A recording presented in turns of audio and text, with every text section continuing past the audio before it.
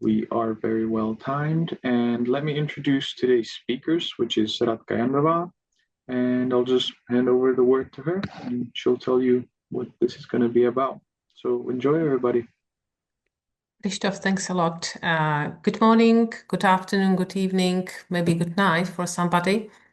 My name is Radka Jandova, and I'm AMI 6 to 12 Montessori trained guide.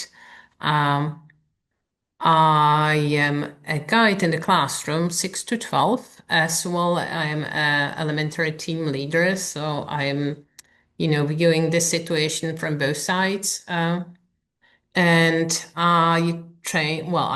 took the course in Montessori for Inclusion, Understanding Intervention and Therapies in a Montessori setting that helped me a lot to really understand this like triangle or maybe more than triangle between child, adult, specialist or assistant in the classroom.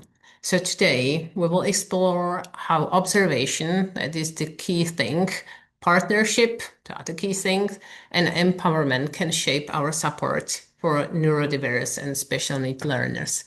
And before we dive in, I just want to state that I will share like my reflection or my experience from the classroom.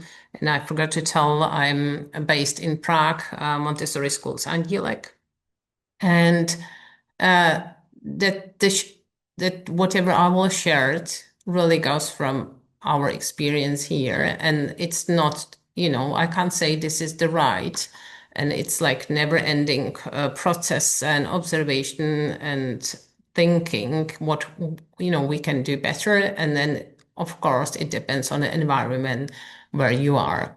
And before we go, please, you have in a chat, put all questions you have in the chat, and in 30 minutes, Christoph will solve those flow of the questions, and then I will try to answer them. Okay. I'm trying to move. And sorry.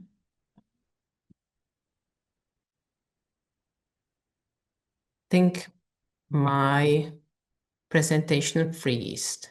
So I will stop sharing and I will try again. Sorry for that. No problem. Okay, stop sharing and share. I don't know how come this.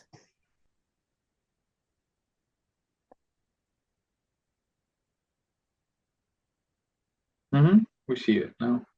And you can see it, but I can't move it. And it went right before. Right. I don't know how it's possible. Before it worked when we tried it. I will try one more. Let's try again.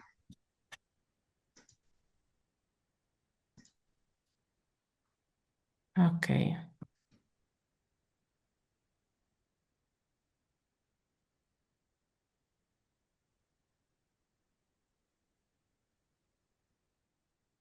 Okay, let's try. Yep, we And got it. it doesn't work in the, yeah, it works now. Yep, perfect. Works great. Good. So why this matter? Like in every classroom, I can't imagine that it would exist any classroom that it would not include those neurodiverse learners. We have the children that process, sense, or communicate differently. And support is not a formula. It's always a relationship that is built on a trust and observation. And in our school, we take part in an annual event where children meet people who use wheelchairs with, different physical like differences, and they try to simple or quite complex activity, playing like bocce or eating with our hands together with those people. And for some children, they arrive with curiosity and others with quite prejudice. And we use this activity to really understand, because for some children, it's really hard to understand that you can have some like differences. You can have some obstacles. Why some children react slower than the other ones, why somebody has to work on the writing 10 times more than the other ones. So with like those events, it helps them to understand and they start to see things differently because they experience these differences. So they realize that the physical difference doesn't make a person less capable. It just changes how we do things. And at the same time, it's true for learning differences. So some children move fast and understand right away, and others need more time or another path. So none of that defines their worth. So that's why observation, truly seeing each child without judgment, is the compass of our work. So the observation is a really foundation. And if you are 0 to 3, 3 to 6, 6 to 12, or 12 to 18 guide, it's the essential. And this observation is not a passive, it's really active noticing and evaluating what you see. And it's daily, it's intentionally, and it's reflective. And it guides our adjustments, not our labels. So, if we discuss this with the adults or the parents, we don't say that this child is anxious. We say that this child shows anxiety when transitions are quick.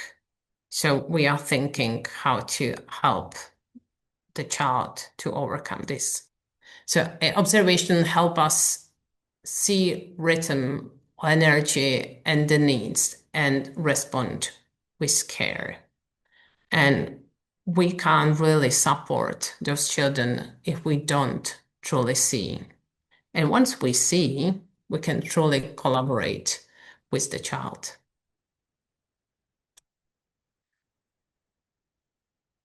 And of course, thinking of the elementary environment,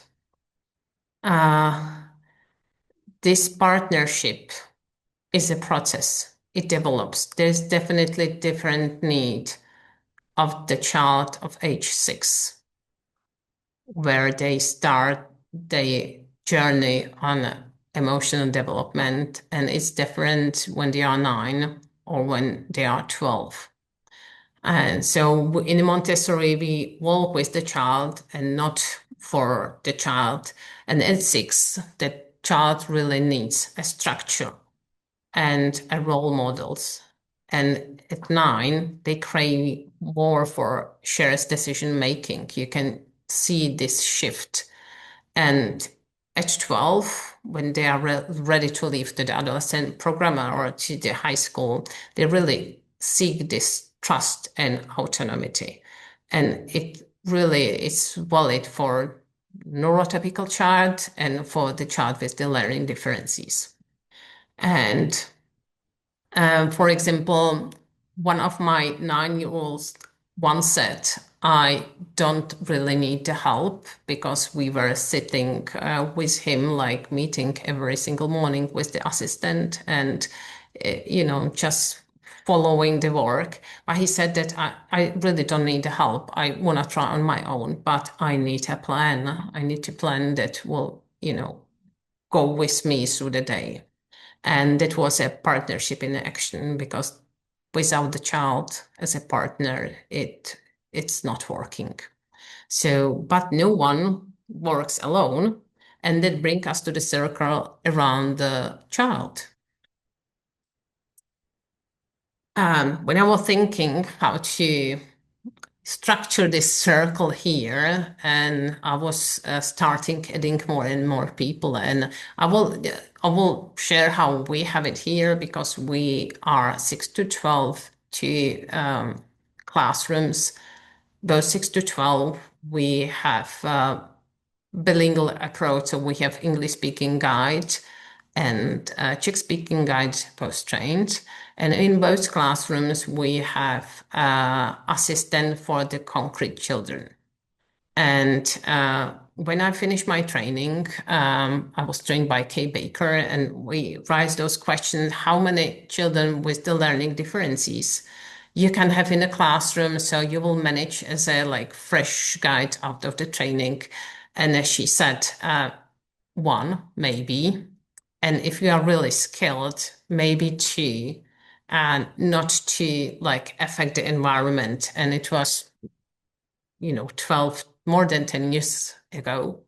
And what I see, like it's so natural that we have in the classroom, maybe out of 25 or 28, we have 5 to 8 children with the learning differences, and usually 3 children that are signed with the assistant, and this is signed by state help.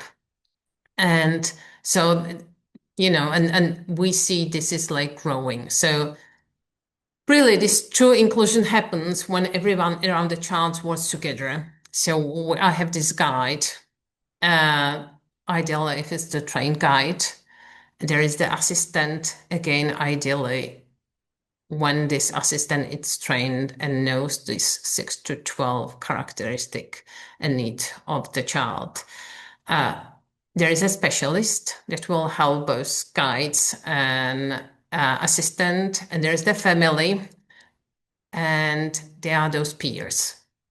The assistant is a steady observer in the classroom and the connector between all elements or the partners, and parent brings insight from the home, because sometimes it can like happen that at home the child behaves slightly differently than in school, and those insights really help to help the child in the classroom. And this specialists bring expertise, like those tools, those little like games and practices that guides or assistant and ideally at home parents will do. And that guide that connects everything together holds that shared vision, where to go, what would be next step, if there is a need for more connection with the specialist or not. But the peers, those children in the classroom, are essential members of this circle too, because the children at this age learn from one another. They collaborate, they correct each other, and naturally offer support. And when neurodiverse learner needs a different path, we can offer this and that adaptation to the whole group. It can be like little games in the classroom on, concrete thing. It can be the approach with the material. And it becomes part of the classroom culture, not the exception. So we want really be this child, the part of the children, part of the class culture. We have to include it, him or her. So, for example, a child with a dysgraphia might need a large bit frame positioned at a certain angle. And if no, I know that I prepare the same setup for that whole small group, so that everyone can experience a variety of ways to learn, and no one feels singled out.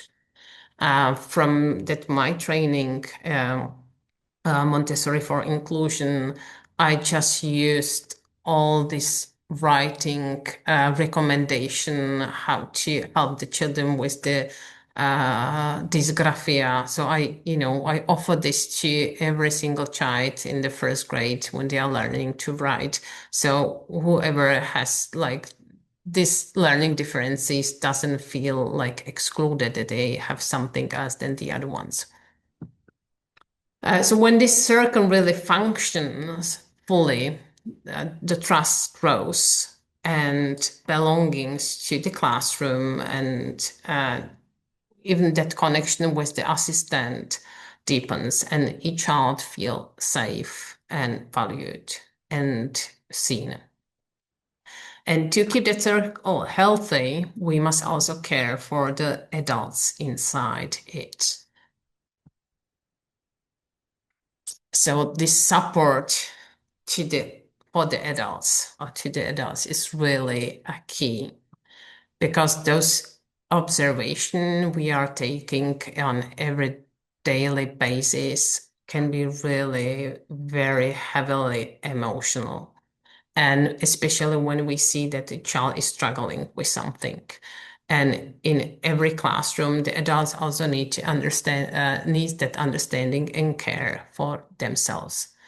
And the role of the assistant is both essential and really demanding. And it's very often underpaid. I don't know from which region you are, but generally, I would say it's really underpaid, and mostly it's invisible. And it requires enormous amount of the maturity from that adult, flexibility and sensitivity. And then really good assistant balance presence and invisibility, close enough to notice and yet far enough to let the child try first.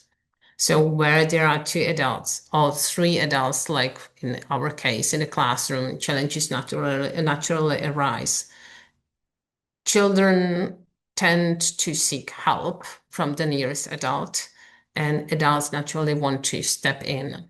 And that's why the Montessori reminds us that one adult in one class to ensure that children learn to wait, to try, to ask peer, and to build this independence.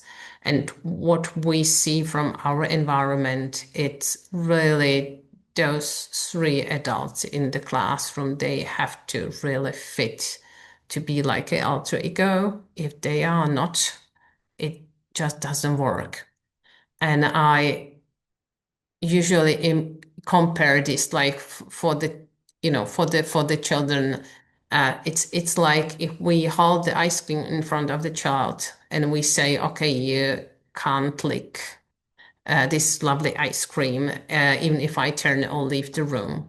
And having this present of three adults in the classroom, it triggers this dependency of children on adults.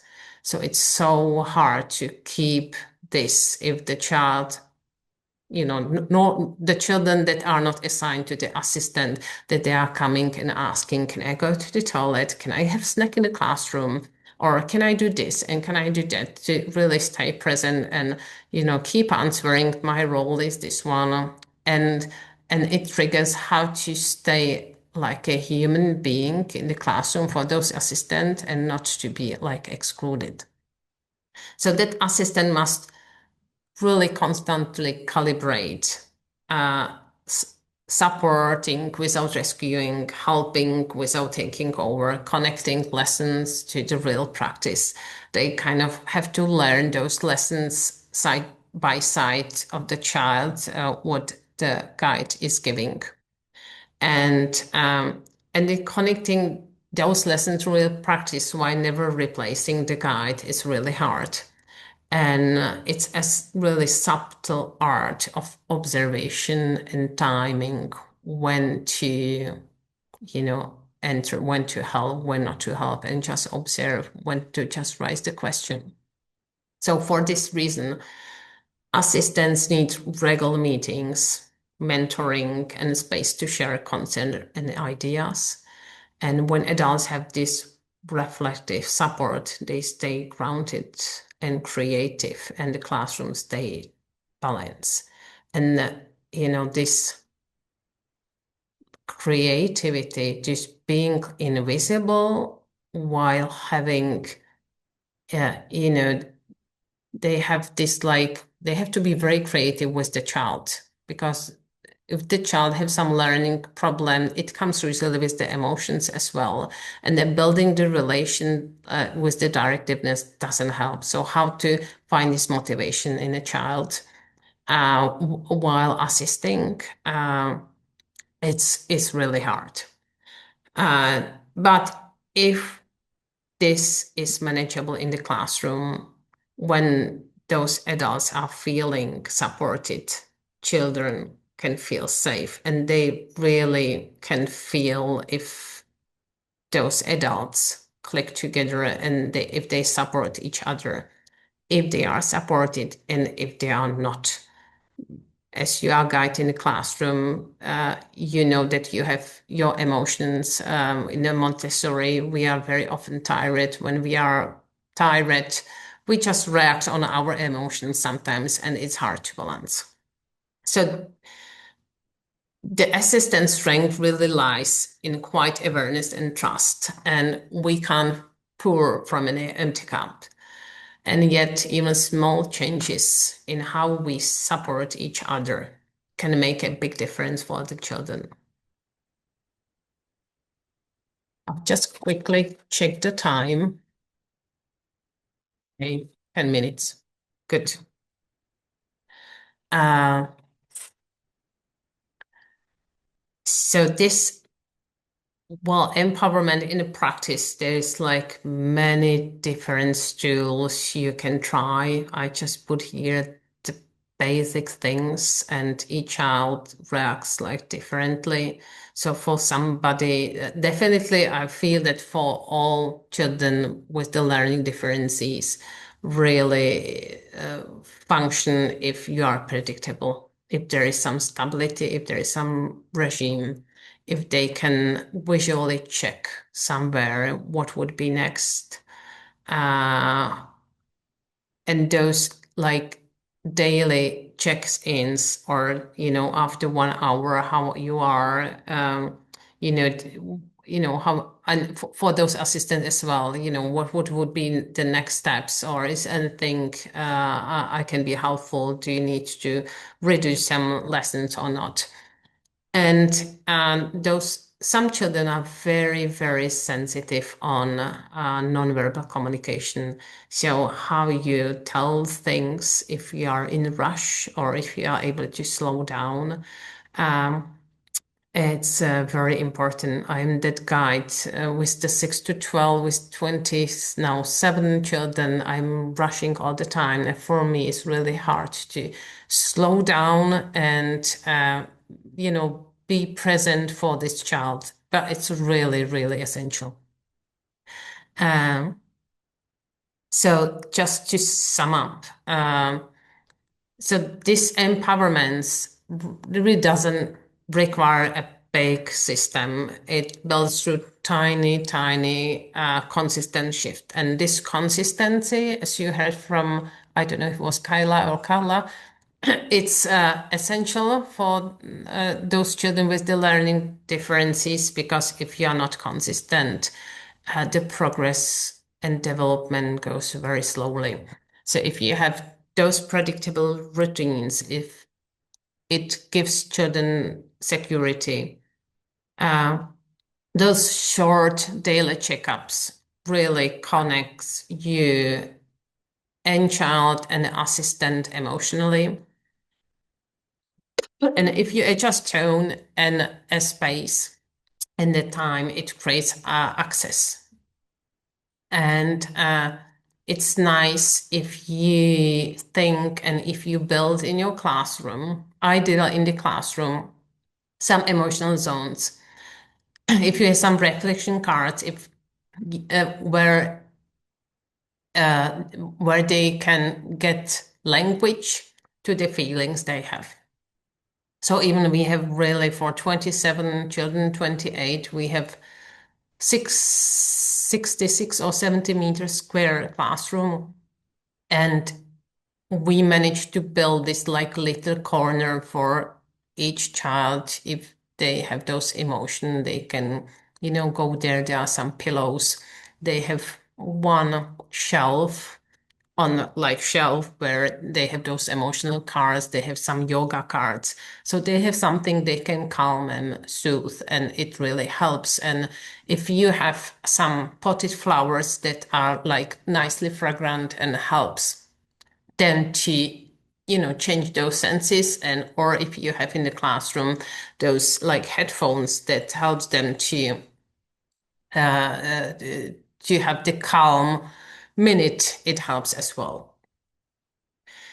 So to summarize, these are not extras. They are the foundation for the dignity. And when observation partnership and collaboration come together, we create something bigger than ourselves.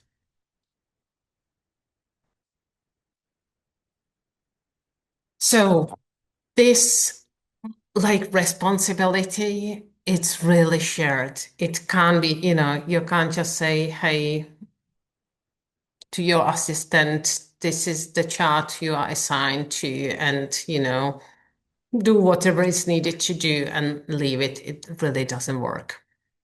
Uh, so the really this empowerment is based on observation, on partnership, and on collaboration in between or among those five elements, as we said: parents, specialist, assistant, guide, and those peers in the classroom.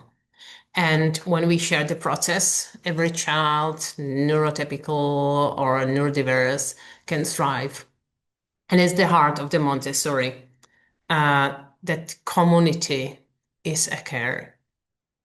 So now, if we can reflect together on what this might look like in your classroom.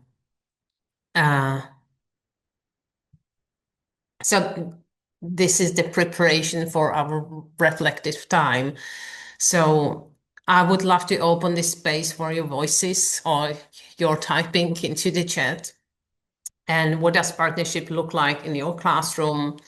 What one small shift could make your environment more inclusive? And if you have any, tips for the other people here in the breakout room, and really mind that there are really no right answers, and this is just about shared learning.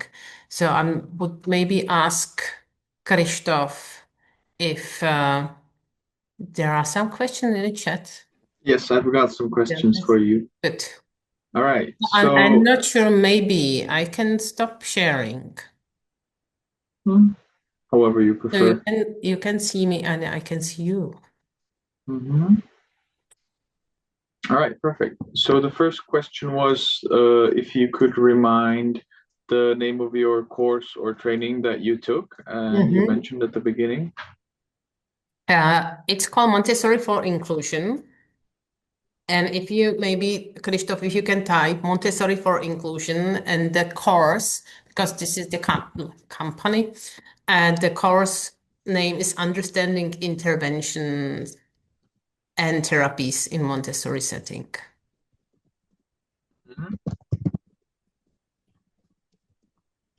And definitely it would be, this link would be covered in those sharing from Mirka to you.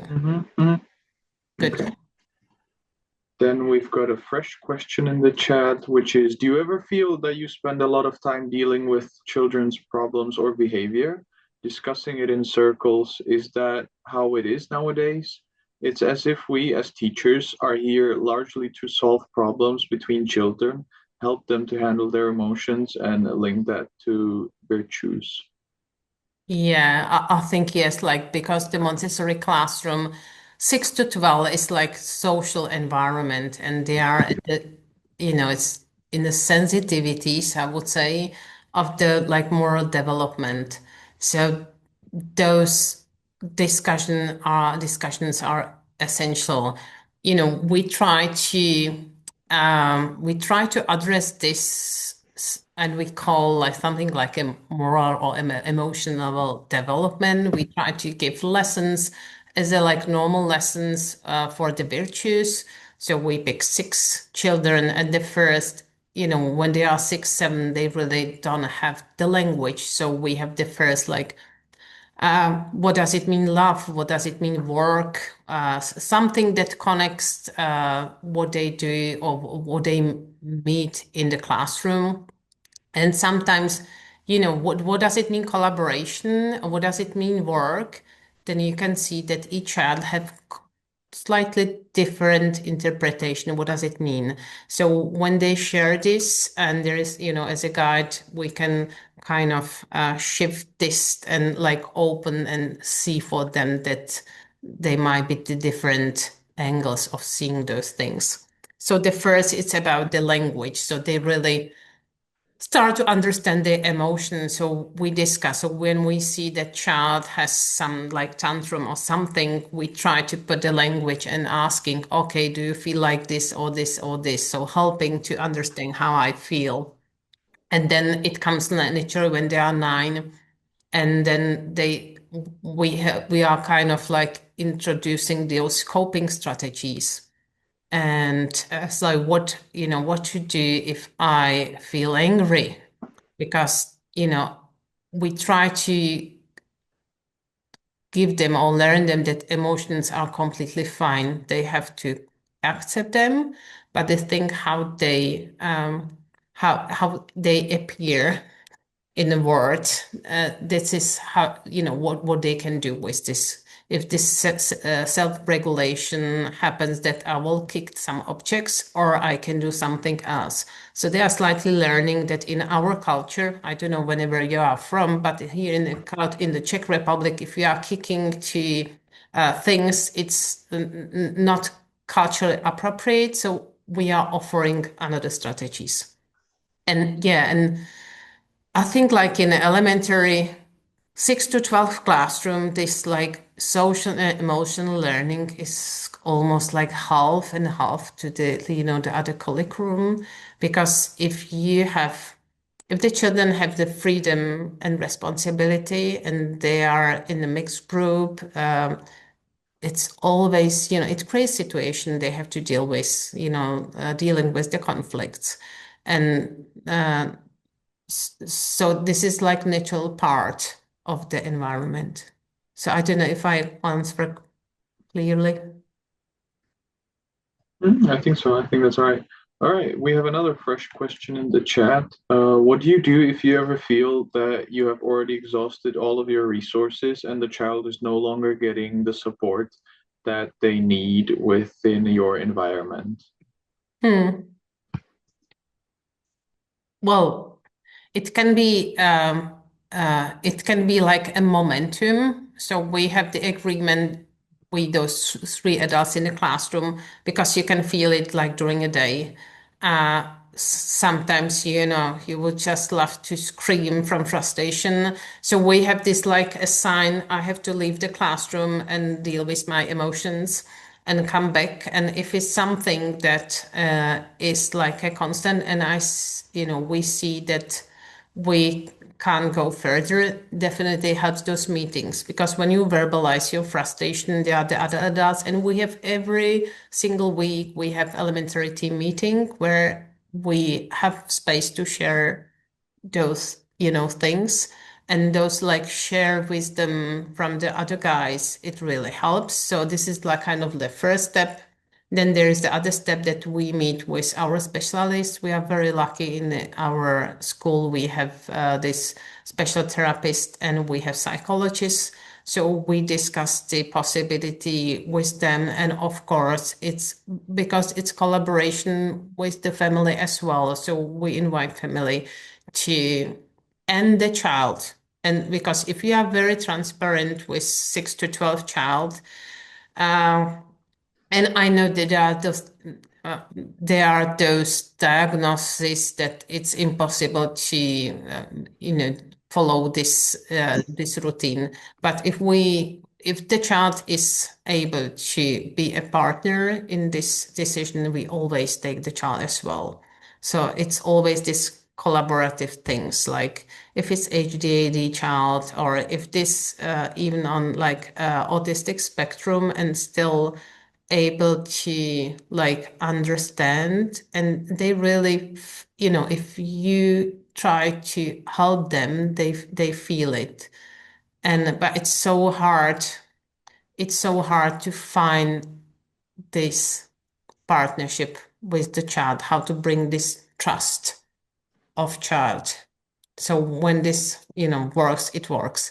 And then it's the final, if it doesn't work, we just discuss if really this environment we have here can support the child.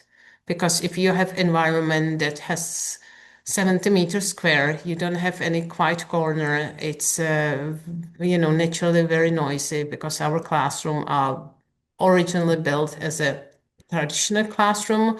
So the acoustic is like not what we would love to have it, then we would say, we can't really support. And there is that step that we have to tell, maybe we can support more, and maybe the child would develop uh, better somewhere else. So then it's always about this discussion with the parents. And it happened in our environment as well, that the parents decided after observation that really they have to find something else because they have in their mind like different help. Mhm, mhm. All right, thank you. Then there's another question, which is how can I help a child with ADHD in a Montessori classroom? They get distracted a lot, even when they have a schedule to follow.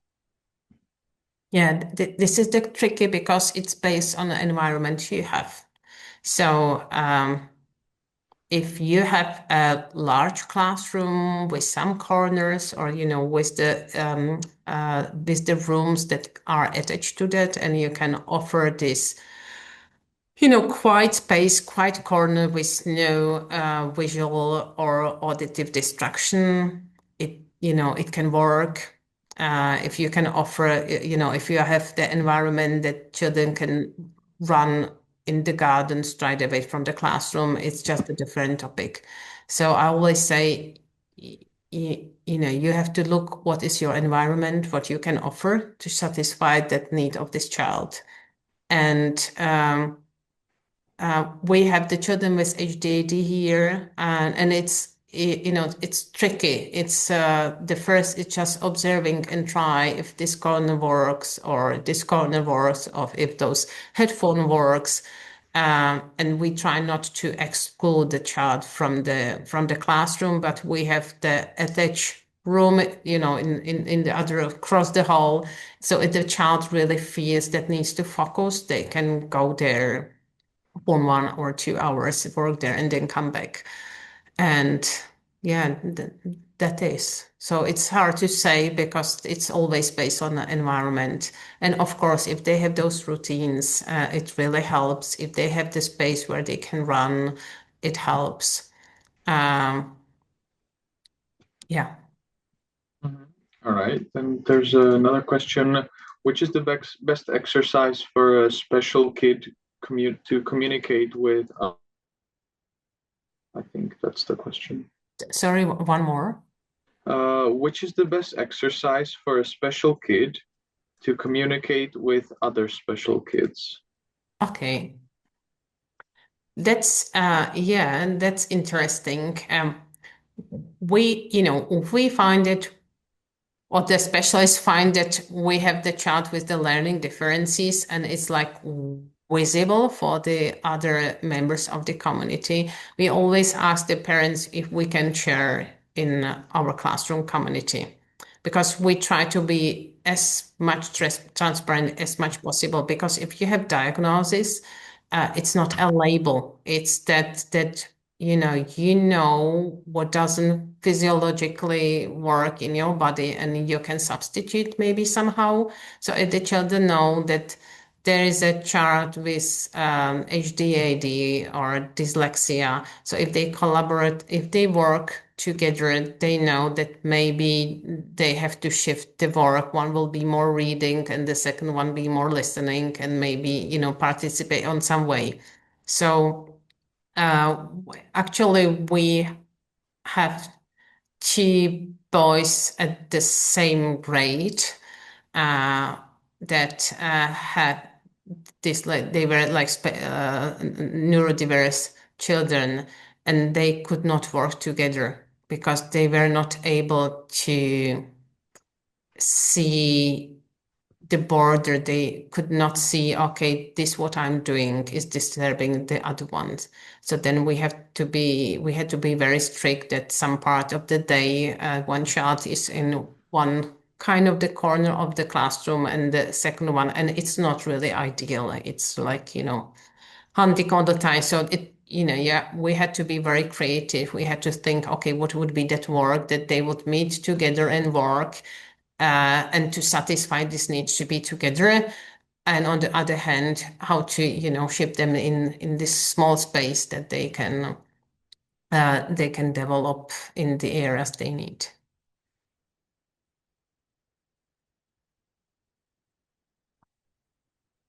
Christopher?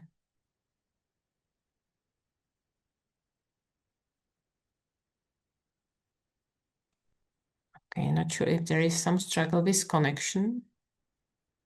You can hear me? Yes, good. So I will try to look on my own if I manage. Are you back, Christopher? I hope so. Can you hear me? Good, yes. Oh yes, my internet is acting up. I'm sorry. All right. So the next question is, what type of specialist should we have to support us in school? Is one psychologist enough? Ha. That's a tricky question. Um, we had maybe three psychologists before we have the psychologists we have now. And it really, as I said, those adults working collaboratively together, it has to click. They have to have some kind of the knowledge. And if you have the psychologist that really understands 6 to 12 child and can be and is a good support to you, it can be enough. But sometimes happens that you are asking the question and you will not get the help. So it's really hard to answer. And definitely it's a good if you have like special pedagogical specialist in special pedagogies, because the psychologists can cover that part of the psychology, emotional learning, but they don't have those tricks and exercise in like gross or fine motor skills. So it's ideal to find maybe some external person that you can ask for the help as well. All right. Next question is, do you have experience that boys from the age from 6 to 12 need a completely different approach than girls? And do you adapt your weekly plans and requirements to this fact? Yeah, I think that definitely yes.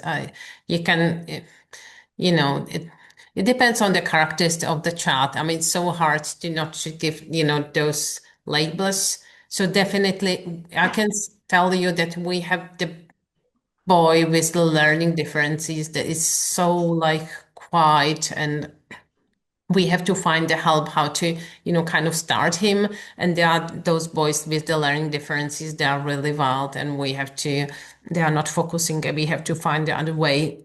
And this is the opposite with the girls. We had in our history the girls that were really very hard, wild, fighting the conflicts. On the other hand, girls that they were completely fine. So I don't think so we can like address this like this, but generally I think like boys, they need more movement. Um, they they love more challenges in their life, but like it's really generalizing. Yeah. All right. Another question. What are the most effective strategies you have used to support neurodiverse learners in mixed classroom? Could you share practical examples of how Montessori materials can be adapted for neurodiverse learners? Mm-hmm. Hmm. I think like generally, if I think, the different things like dyslexia, we have lots of single cards.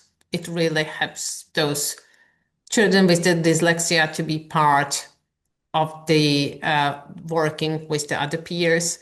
Sometimes if there is that assistant that can help sort those cards, if they have like 3 or 4 letters, they would give it to this child and more letters to the neurotypicals. And it's like with this orthographia, sometimes it's really hard, or with this like process things. It's with large bit frame. If they have the paper somewhere on the side, and they will have to move eyes not just from the top to bottom, but on the side, they will not be successful. So those are the little tricks, but generally it works.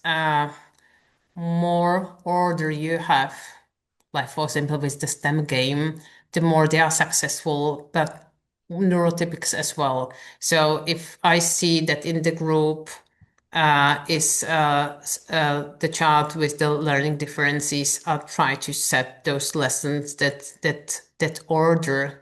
Keeping order is the essential. And if this is in the classroom, and this is generally, you work on one table, if you move to the other table, you clean your stuff. And if this pattern has the whole classroom, the children will help each other to remind, like those kids with the HDAD, if you let the classroom to be they might be in three different places in the classroom, and they don't know, that they sit there. So, but if you keep it this for the like a rule for the whole classroom, and in our classrooms we call that three rules, easy rules, that it's respect to the environment. So it means material and whatever is outside to themselves and to the others, and everything you can cover in. So if they are in three spaces, then we say, hey, how much is it this? Okay, with the others one, you are violating the space. I don't know if I answered the question. They I would think it was. think more, but I forgot. All right, we'll move on to the next one since we don't have so much time left, about 10, 13 minutes. So the next question is, what would be the best way to support a child that speaks quite loud but is not self-aware? This is tricky. This is tricky, and sometimes, you can think of that for 8 years and, you don't come to the conclusion. But usually, if you are moderating or modeling this, so for example, if the child speaks really loud, then I start to whisper, and roughly till the age of the 9, it's hard for them to regulate this uh, the volume of their voice. But then fourth, fifth, when they start to be 10, they are much more successful. They much more are aware of what they are doing. So that this modulating or with and asking the child, bring him as a partner, what would help you to speak more not so loud. What is it? Do you need some signal that you do? Because it's like annoying if somebody tells you all the time, okay, you know, put your volume down. It doesn't, work. Right. Another question which kind of relates to what you've said already is, are your plans that's a difficult word, individualized for each child? Yes, generally, yes. And then there's the question of how much that guide is included in this individualized planning, because usually children are planning for themselves, and I meet them for the like conference once at roughly 10 days. And then some children are completely able to make their plan based on their individual need. And the other children, they are able to, plan for the day, but not for the week, or they would, repeatedly do the same work. And some children are not able to do even this like a daily plan, and then you have to if you do, they feel overwhelmed. So we have the children that we have kind of like a special table where we have in our head, okay, maybe this work can be offered. So I always ask one thing, okay, what would you do, this or this or this? The child picks and I write in the table. And when the work is done, child ticks, okay, this was the done.